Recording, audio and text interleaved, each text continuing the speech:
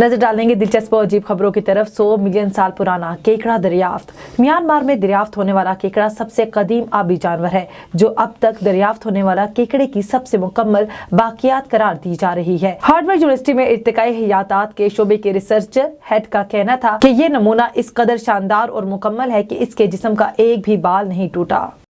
दूल्हा डांस करते हुए दुल्हन को लेकर गिर पड़ा। शादी की रस्मात जहां शादी को यादगार बना देती हैं, वहीं शादी जैसे मौके पर कुछ ऐसे दर्दनाक वाकयात भी जिंदगी भर के लिए उन लम्हात को याद रखने की वजह बन जाते हैं। सोशल मीडिया पर एक ऐसे ही वाकये की वीडियो शेयर की गई है जिसमें दुल्हन दूल्हे को शादी में शरीक मेहमानों के दरमियान स्टेज पर डांस करते देखा जा सकता है।